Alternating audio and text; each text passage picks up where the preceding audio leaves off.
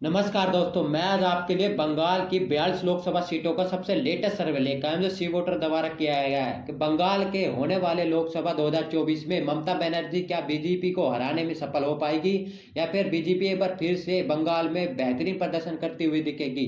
वही बंगाल लोकसभा चुनाव में बीजेपी और टीएमसी के बीच कांटे की टक्कर देखने को मिलती है। वही पिछले लोकसभा चुनाव की बात करें तो बीजेपी ने 18 सीट जीतकर सबको चौंका दिया था।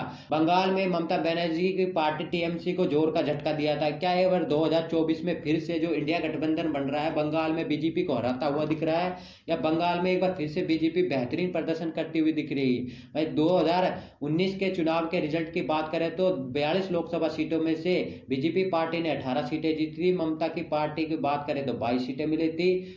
वही कांग्रेस पार्टी ने 2 सीटें जीती थी। इसी को लेकर 2024 से पहले सी वोटर ने एक बेहतरीन सर्वे किया है कि 2024 के होने वाले बंगाल लोकसभा चुनाव में किस पार्टी को कितनी सीटें मिलती हुई दिख रही है। तो सर्वे के मुताबिक बात करें तो बंगाल में अगर आज चुनाव हो तो बीजेपी के खाते में एक बार फिर से 16 से 18 सीटें जा सकती है 42 लोकसभा सीटों में से। कांग्रेस पार्टी के पक्ष में एक बार फिर से 0 से 2 सीटें जा सकती है।